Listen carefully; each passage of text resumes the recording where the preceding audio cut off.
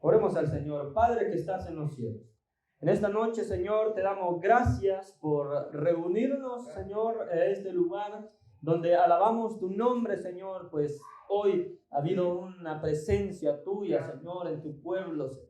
Aquí ha estado tu presencia, ha habido una alabanza que ha llegado hasta ti, Señor. Todo lo hacemos de corazón, Señor. Recibe toda la oración que este pueblo, Señor, te da. Dios, y queremos también nosotros recibir, Señor, de esa palabra tuya. Hoy queremos ser edificados, Dios, por tu palabra, que hoy haya una bendición, Dios, a que hoy esté ese pan, Dios, que nos alimenta a cada uno de nosotros. Señor, que mi hermana, mi hermano, hoy reciba esta palabra, que quede, Dios, grabada en nuestro corazón, en nuestro pensamiento, Señor, y que cada día meditemos, Señor, en tu palabra, Señor. Señor glorioso, que cada uno de nosotros tengamos ese deseo ferviente, Señor, de conocer, Dios, de tu palabra, de tu voluntad. Solamente, Señor, en la Escritura donde encontramos, Señor, la verdad, la guianza, Señor, la sabiduría, todo lo que necesitamos, Señor. La palabra, Señor, nos lo entrega, Señor. Por eso hoy habla a tu pueblo, Dios, y recibimos esa palabra. En el nombre de Jesús. Amén. Amén. Vamos a leer, como le dije, versículo 19 al 28. Dice: este es el testimonio de Juan. Cuando los judíos enviaron de Jerusalén sacerdotes y levitas para que le preguntasen: ¿tú quién eres? Confesó y no negó, sino confesó: yo no soy el Cristo. Y le preguntaron: ¿qué pues? ¿Eres tú Elías? Dijo: no soy. ¿Eres tú el profeta? Y respondió: no. Le dijeron: pues ¿quién eres? Para que demos respuesta a los que nos enviaron. ¿Qué dices de ti mismo? Dijo: yo soy la voz de uno que clama en el desierto: enderezad el camino del Señor, como dijo el profeta Isaías. Y los que habían sido enviados eran de los fariseos, y le preguntaron y le dijeron: ¿por qué pues bautizas si tú no eres el Cristo, ni Elías, ni el profeta? Juan les respondió diciendo: yo bautizo con agua, mas en medio de vosotros está uno a quien vosotros no conocéis. Este es el que viene después de mí, el que es antes de mí, del cual yo no soy digno de desatar la correa del calzado. Estas cosas sucedieron en Betábara, al otro lado del Jordán, donde Juan estaba bautizando. Tome su asiento, hermano. Ya hemos ido avanzando en el estudio de este evangelio. Ya vimos los primeros 18 versículos y pues estos versículos del 1 al 18 pues lo que son es el prólogo o introducción, le podríamos decir también a todo el evangelio de Juan. Entonces del versículo 1 al 18 eso ya lo estudiamos, ¿no? Y ahí vimos muchas verdades. Vimos que quién era el verbo, que es la palabra, el logos, que de un principio que se marca en este evangelio, ¿verdad? Que es el principio de la salvación, y que la salvación es por gracia, ¿verdad? Ya no por la ley, ¿verdad? Todo eso lo hemos visto, que Jesucristo es la luz, y también hemos visto que la misión que tenía Juan el Bautista era dar testimonio de la luz, es decir, del Señor Jesucristo, ¿verdad? Y hemos ido desarrollándolo. Vimos también que varios versículos de los primeros correspondían a un himno que pues hablaba siempre más que todo de cosas teológicas. Eso, todo el evangelio de Juan lo que trata son cosas teológicas. Demostrar a Cristo, dijimos, como deidad, ¿verdad? Al Señor Jesús como deidad. Vimos que pues en el Señor Jesucristo, en Él está o estuvo una naturaleza humana, porque se encarnó, se hizo carne. Pero no perdió nunca esa naturaleza divina, la divinidad, ¿verdad? Porque Él es Dios, el Señor Jesucristo es Dios, que también pues tuvo esa naturaleza humana, y aún así, teniendo una naturaleza humana, Él no hizo pecado, Él no cometió pecado. Amén. Entonces hasta ahí hemos llegado en lo que estamos viendo, y hoy corresponde leer desde el versículo 19, que ya en el versículo 19 ya empieza ya los relatos de que el Evangelio nos va a mostrar. Como les dije, los primeros versículos son ese prólogo o introducción a todo el Evangelio, y que se tocaron temas bien generales. Pero ahora, desde el versículo 19 en adelante, ya vamos a ver diálogos, vamos a ver relatos que pues sucedieron, que fueron hechos históricos, pero que encierran siempre verdades teológicas, enseñanzas para cada uno de nosotros. Entonces el versículo 19 empieza diciendo: este es el testimonio de Juan. Ya habíamos dicho nosotros cuál era la misión de Juan el Bautista. Y dijimos que vino, eso usted lo puede ver en versículo del 6 al 9, que allí se había dicho que había un hombre enviado de Dios, el cual se llamaba Juan, y que este había venido por testimonio, dice, para que diese testimonio de la luz, a fin de que todos creyesen por él. Entonces, la misión que tenía Juan el Bautista era dar testimonio de Jesucristo, de preparar el camino para el Señor, de ser esa voz que clamaba en el desierto, que predicaba, que anunciaba al Señor Jesucristo. Entonces, guiar a otros para que creyeran en el Cristo, en la venida del Señor Jesucristo. Porque desde los profetas se había anunciado ya la venida del Cristo, la llegada del Mesías, del Salvador, ¿verdad? Entonces, lo que Juan venía a hacer era anunciar eso, que el Cristo pues estaba en la tierra, que había venido el Salvador, el Mesías. Entonces, él vino para dar ese testimonio. Entonces, así dice el versículo 19, este es el testimonio de Juan.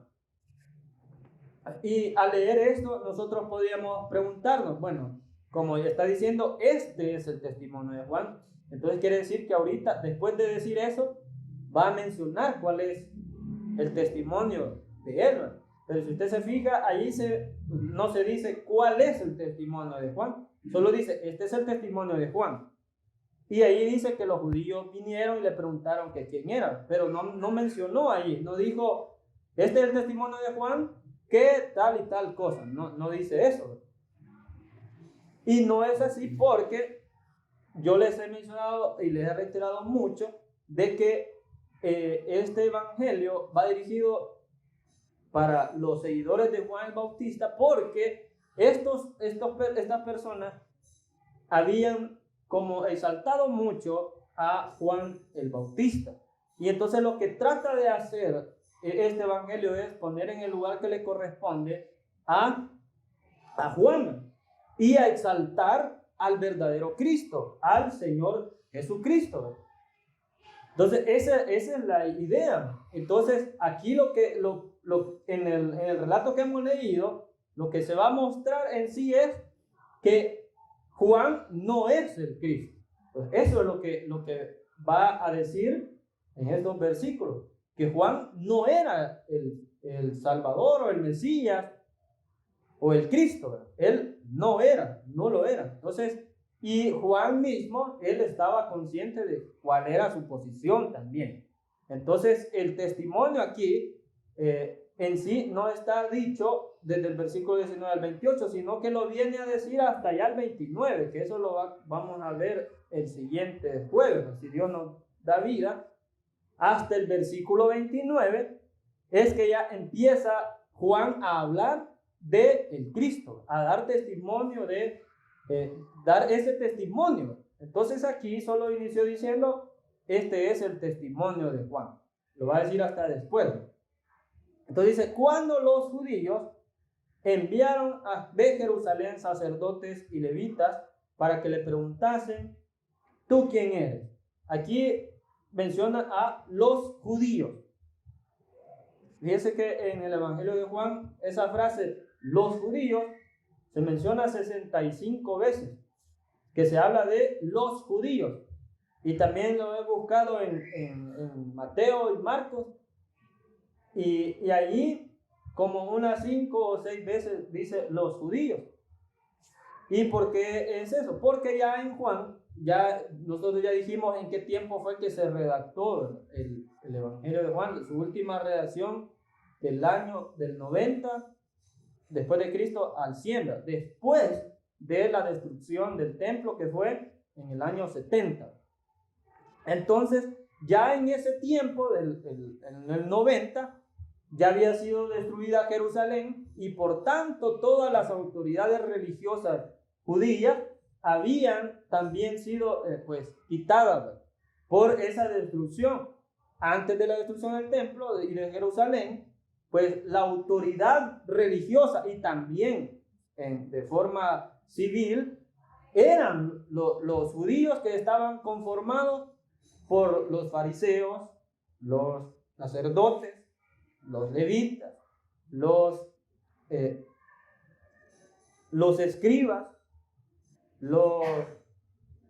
se me ha olvidado otro, pero habían más. O sea, era todo este grupo de autoridades religiosas que en sí eran autoridades religiosas, pero que también tenían influencia en las cuestiones civiles, en cuestiones de casos civiles, también tenía esa autoridad. Todo ese grupo que pues se conoce también como el Sanedrín, que están conformados por todo esto que les acabo de mencionar. Entonces aquí cuando dice los judíos, ahí está encerrando a todos, porque ya no va a decir específicamente si eran fariseos, si eran eso, porque ya en ese tiempo ya no existía esa autoridad. Pero como aquí se está relatando cosas que sucedieron años anteriores, ¿verdad? Entonces, por eso solamente se le dice los judíos.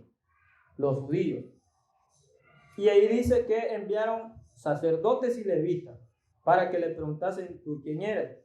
De enviar sacerdotes y levitas no fue solo por enviarlos a ellos. Lo que pasa es de que los encargados de hacer lavamiento, le llamaban ellos, es decir, que alguien quería justificarse por sus pecados, entonces debía llevar un cordero perfecto ante los sacerdotes o el levita, porque ellos eran los encargados de hacer, de aceptar ese cordero y pues hacer toda esa ceremonia para la expiación de los pecados de la gente. Entonces las personas llegaban a los sacerdotes y a los levitas, porque ellos eran los encargados. Entonces, por ser ellos los encargados de hacer esos lavamientos, los mandan a los sacerdotes y los levitas, porque había un hombre que estaba haciendo Juan, él estaba bautizando. Y no solo, él bautizaba en aguas, pero no solamente los metía en el agua y ya, no, sino que dice ahí, confesando los pecados. Entonces las personas llegaban a bautizarse, pero antes del bautismo en el agua, ellos confesaban sus pecados, decían, yo he cometido esto y esto, pero venía Juan, los bautizaba y allí los pecados eran perdonados. Entonces allí ocurría ese lavamiento, ¿verdad? O esa limpieza, pues, o la justificación, ¿verdad?, para los pecados. Esa era la forma. Entonces los levitas y los sacerdotes van a llegar a preguntarle a Juan por qué es que estaba bautizando. Eso lo dice en el 25, allí dice, entonces, ¿por qué está bautizando?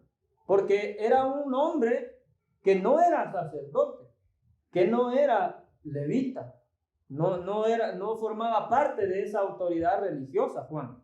Entonces, ¿cómo es que este hombre está bautizando y más los pecados están siendo perdonados a la gente. Entonces, ¿cómo es posible?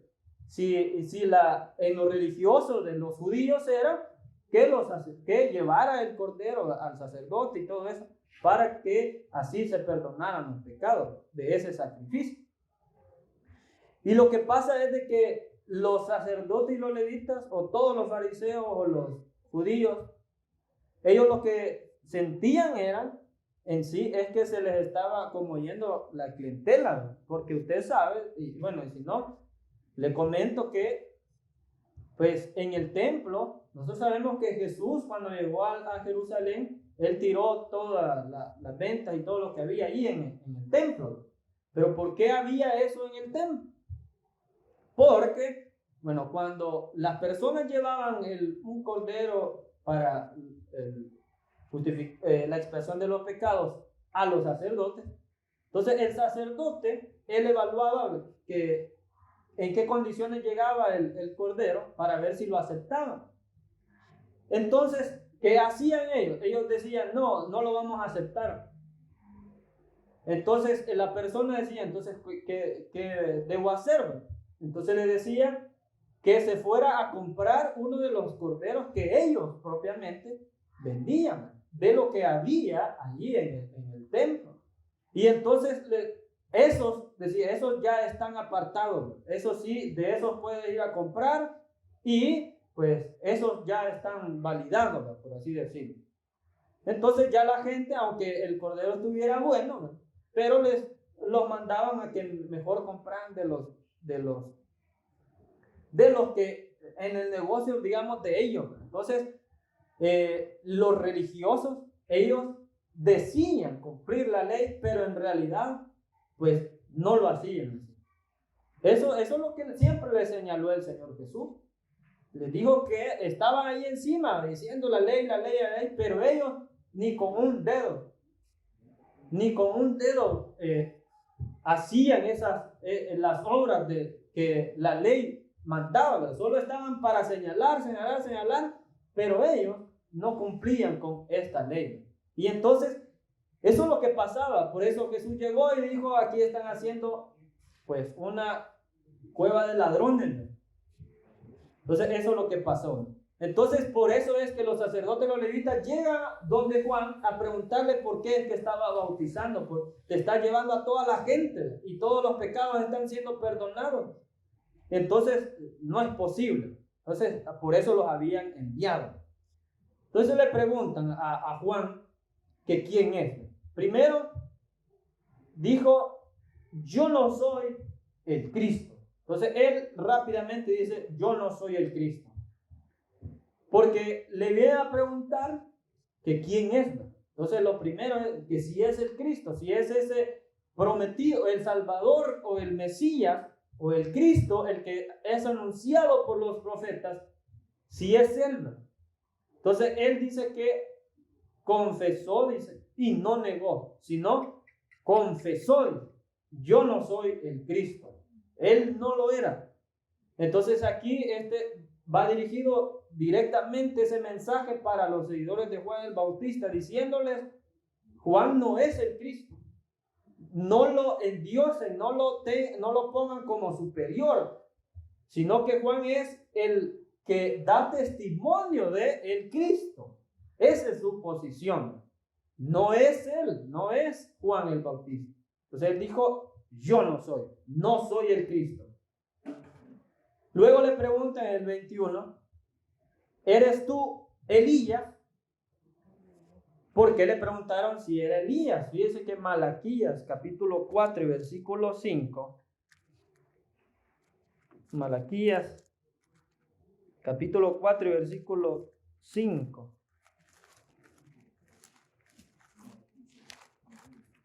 Dice, he aquí, yo os envío el profeta Elías, antes que venga el día de Jehová, grande y terrible, y hará volver el corazón de los padres hacia los hijos, y el corazón de los hijos hacia los padres, no sea que yo venga y hiera la tierra con maldición.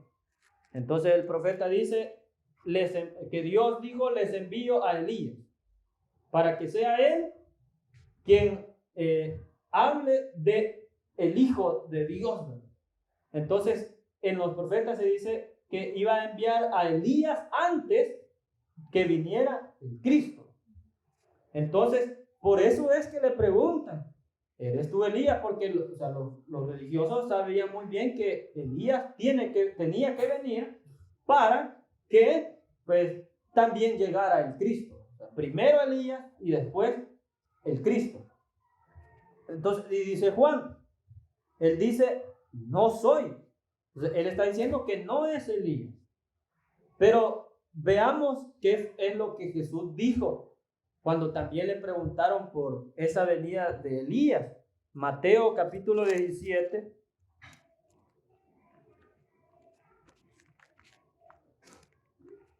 Mateo capítulo 17, versículo desde el 10 al 13. ¿Qué dice? Mire, dice, entonces sus discípulos le preguntaron diciendo, ¿por qué pues dicen los escribas que es necesario que Elías venga primero? Los religiosos sabían eso. Es necesario que primero venga Elías antes del Cristo. Entonces respondió Jesús, les dijo, a la verdad, Elías viene primero. O sea, es cierto, Elías tiene que venir primero. Restaurará todas las cosas, dijo el Señor Jesús. Mas os digo que Elías dijo, ya vino. Elías ya vino, dijo. Y no le conocieron, sino que hicieron con él todo lo que quisieron. Así también el Hijo del Hombre padecerá de ellos. Entonces, Elías ya vino, dijo Jesús, ya vino. Pero lo que pasa es que no lo conocieron. Y dice el versículo 13, entonces los discípulos, dice, comprendieron que les había hablado de Juan el Bautista. Entonces, Juan el Bautista sí es Elías, pero en sí no es la encarnación de Elías, eso no es así, sino que el espíritu de Elías estaba en Juan el Bautista.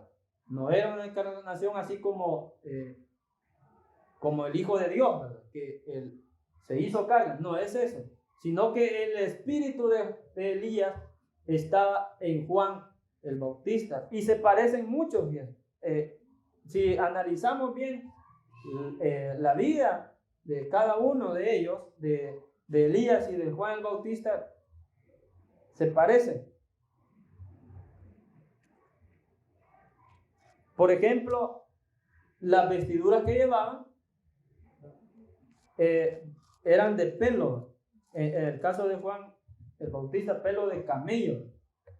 Y Elías también se vestía de esa forma y llevaba, dice, un cinto de cuero amarrado, y los dos lo llevaban también. Juan el Bautista lo tenía. Y ¿dónde se desarrollaron ellos? En el desierto, porque Elías, usted sabe que él un tiempo estuvo en el desierto. Cuando huyó de Jezabel, en el desierto estaba. Cuando lo encuentra Dios, él andaba por el desierto también, llevó una cueva. Entonces, y anunciaban siempre el mensaje de Dios, ¿no? Entonces, el espíritu de Elías está en Juan el Bautista. Pero lo curioso es de que Juan aquí, cuando le preguntaron si era Elías, él dijo que no. Él dijo que no era él, que no era Elías. Entonces, la razón del por qué él dijo que no, pues es que, como ya hemos mencionado, que lo que se quiere poner es en el lugar que le corresponde a Juan el Bautista y exaltar a Cristo.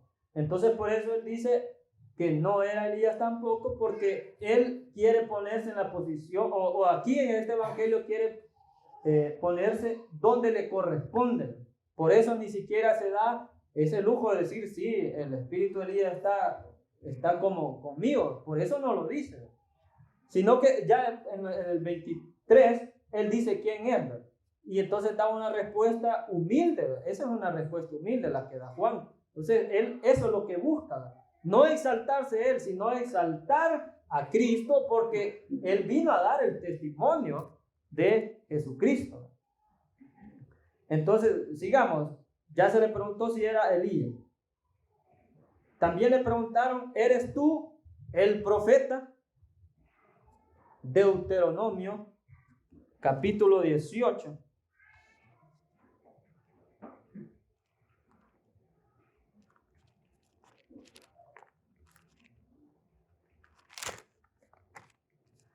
Deuteronomio, capítulo 18 y versículo 18 también. ¿Y qué nos dice? Profeta, les levantaré de en medio de tus hermanos, como tú, y pondré mis palabras en su boca, y él les hablará todo lo que yo le mandare. Lea el 19 también.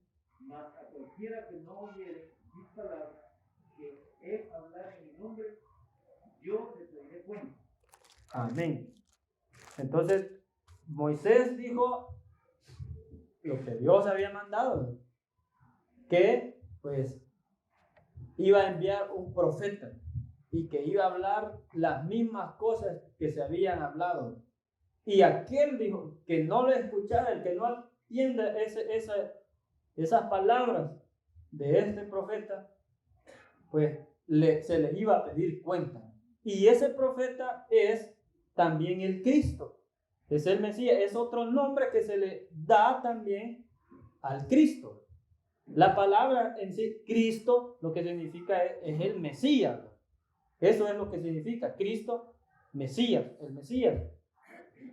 Entonces, otro nombre que se le da al Cristo es el profeta. Entonces, desde Moisés se había anunciado esa llegada del profeta, o el Cristo, o el Mesías. Por eso es que se le está preguntando a Juan, ¿eres tú el profeta? ¿Eres el profeta? Y dijo Juan, dijo no. Él dijo que tampoco es el profeta. Y entonces en el 22 le dice, entonces, ¿quién eres? Para que demos respuesta a los que nos enviaron. ¿Qué dices tú? ¿Qué dices de ti mismo? Y Juan respondió, dijo, yo soy la voz de uno que clama en el desierto. Enderezar el camino del Señor, como dijo el profeta Isaías. Entonces él habló de sí mismo, de quién era. Y como le digo, esta es una respuesta que él da con humildad. Porque dice, yo soy la voz de uno que clama en el desierto. O sea, él está poniéndose en el lugar que le toca, que es alguien que viene a dar testimonio del Cristo, que no es él el Cristo, no es la luz, no es el profeta, no es el Mesías, él no lo es, sino que dice, soy una voz de uno que clama en el desierto. Y después dice, enderezar el camino del Señor, como dijo el profeta Isaías. En sí, Isaías, capítulo 40 y versículo 3, esa palabra es la que Juan aquí citó. Capítulo 40 y versículo 3 de Isaías. Vos que clama en el desierto, preparad camino a Jehová, enderezad calzada en la soledad de nuestro Dios. Amén. Entonces, si usted se da cuenta, compare lo que dice ese versículo 3 con lo que aquí dice, como que en sí las mismas palabras no están, así como lo dice. Pero esa es la idea, ¿verdad?, que él tomó. Él citó esa parte de Isaías y dijo, pues, enderezar el camino del Señor, dijo Juan. Lo que dice Isaías dice, preparar camino a Jehová, y después dice, enderezar calzada en la soledad a nuestro Dios. ¿Por qué no lo citó tal cual? Eso tiene una razón de por qué fue así. Lo que pasaba es que en ese tiempo, en los contemporáneos del Señor Jesús, ellos citaban el Antiguo Testamento. Lo puede ver usted también en las cartas, cualquiera de las cartas. Se cita al Antiguo Testamento. En ocasiones no se cita así tal cual, ¿verdad? No está escrito exactamente como lo decía allá en el Antiguo Testamento. Y esa era una práctica bien común en ese tiempo, que lo citaban de esa manera. Ellos decían, pues, como lo dijo el profeta, y decían, y lo citaban, lo que había dicho el profeta. Pero no eran las palabras así exactamente. Pero esa era la forma común que se usaba en ese tiempo para citar el Antiguo Testamento. En ese tiempo el nivel de analfabetismo era aproximadamente del 90%. Y lo que pasaba en las iglesias, en la primera generación de cristianos y en la segunda todavía, era de que había una persona que sí sabía leer. Y entonces, ¿qué es lo que hacían en las congregaciones? Esa persona que sabía leer sacaba el rollo de la palabra del Señor y ese la leía así, en voz alta, para todos los que, pues, los demás congregación que no sabían leer. Entonces los otros escuchaban. Entonces, de esa manera es como se hablaba de la palabra de Dios. Entonces, alguien que no sabía leer, ¿verdad? Y aún así, él tenía en su memoria qué es lo que había escuchado, ¿verdad?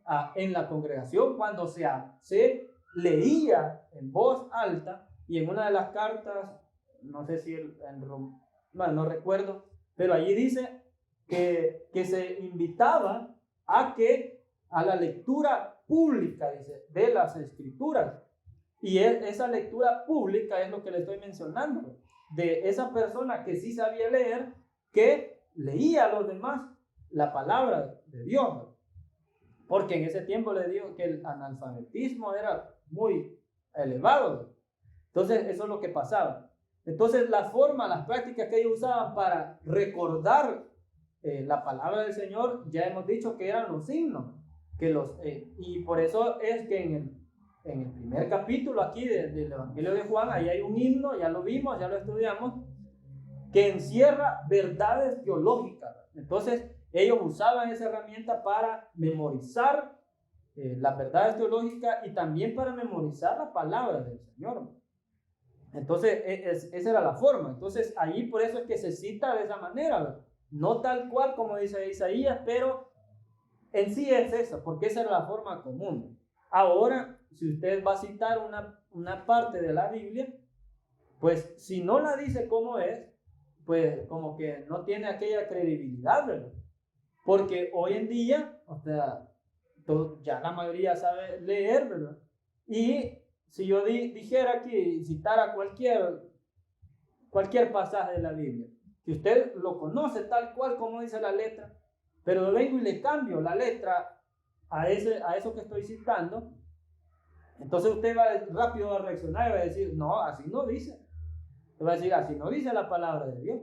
Y hasta me puede decir, Apocalipsis dice que el que le añada o le quite a la palabra, entonces va a recibir las plagas que menciona ahí. Eso es lo que dice Apocalipsis.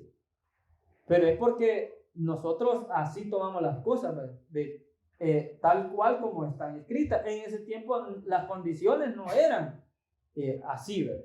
Por eso cuando nosotros estudiamos la palabra del Señor, también hay que analizar el contexto de las cosas, el tiempo en cual se dijeron o se escribieron estos libros, las cartas y todo. Uno debe de entender esa parte también, porque si queremos entender la Biblia, así como el lenguaje que hoy tenemos, entonces ahí se complica un poco. Ahí no es la forma correcta. La forma correcta es analizar todo el contexto, todo de todo lo que encierra ese pasaje de la Biblia. Hay que entenderlo de esa manera. Así es la forma correcta de estudiar la palabra del Señor, para no tener ese riesgo de malas interpretaciones.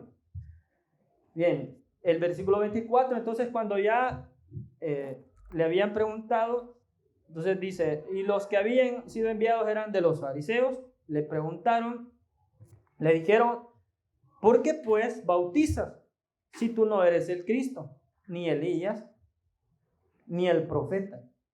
Entonces, eso es lo que ya les había mencionado, que los levitas, los sacerdotes, eran los encargados de hacer los lavamientos, la expiación de los pecados. Ellos hacían toda esa ceremonia, pero ahora un hombre común está haciéndolo, está bautizando, un hombre común. Entonces, por eso es que se fueron enviados de los judíos a estos hombres para que le preguntaran que por qué es que estaba bautizando. Si ni siquiera, no tiene la posición para bautizarme, no tiene la posición para hacer o que se perdonen los pecados.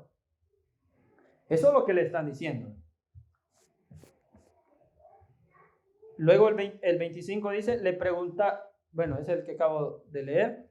El 26, donde respondió Juan, dijo, yo bautizo con agua, mas en medio de vosotros está uno a quien vosotros no conocéis. Entonces él estaba claro y dijo, yo bautizo con agua. Y en los otros evangelios, en Mateo, allí usted puede ver esa parte que se narra más extensa, cuando Juan bautizaba. Y ahí dice que, pues, para el perdón de los pecados. Entonces se bautizaba para arrepentimiento y que confesaban los pecados. Cuando ellos llegaban, las personas llegaban a bautizarse en el río Jordán, ¿verdad?, donde Juan estaba bautizando. Y la persona llegaba y confesaba sus pecados. Y entonces pasaba las aguas. Entonces era bautizado con agua. Entonces Juan dijo, bautizo con agua. Pero ahí dice, en medio de vosotros está uno a quien vosotros no conocéis. Ahí ya empieza a hablar ya Juan de el Cristo, de el Señor. Hay alguien en medio de todos nosotros y a él no lo conoce. Recordemos lo que dijo el versículo 11. Dice, a los suyos vino, los suyos no le recibieron. Entonces, allí dijimos, ¿verdad?, que del Señor es todo, ¿verdad? A él le pertenece todo, de suyo es todo, no solo el pueblo de Israel, del Señor es todo. Entonces muchos no le conocieron, no le recibieron y por tanto pues no forman parte de esos hijos de Dios, ¿verdad? Porque después dice el 12, mas a los que le recibieron, a los que creen en su nombre, les dio potestad de ser hechos hijos de Dios. Entonces, que le hemos conocido, le hemos recibido y por tanto somos hijos de Dios. Entonces, Juan les dice, en medio de vosotros hay alguien que ustedes no conocen, que no lo van a conocer, no lo van a aceptar, no le van a creer nada. Y dice el 27, este es el que viene después de mí, el que es antes de mí, del cual dice yo no soy digno de desatar la correa del calzado. Nuevamente Juan está poniéndose en el lugar y está diciendo, o está siendo humilde y está diciendo, este viene después de mí. Y al decir viene después de mí, ahí también está diciendo de que él es Elías. Ya leímos eso, que para que viniera el Cristo primero tenía que venir Elías para que apareciera el Cristo. Entonces él dice, este viene después de mí. Entonces ahí lo está diciendo. Lo que pasa es de que lo que Jesús mismo dijo, Elías ya vino, dijo el Señor Jesús, pero no lo reconocieron, no lo aceptaron e hicieron de él lo que quisieron. Hicieron de él lo que quisieron, no lo conocieron a Elías, pero él es Elías. Es decir, el espíritu de él estaba en Juan el Bautista. Entonces él viene después de mí y está siendo humilde y exaltando al que es más grande, que él dice que no es digno ni siquiera de desatar la correa del calzado. O sea, él está diciendo, yo no soy quien yo, no soy más que el Cristo.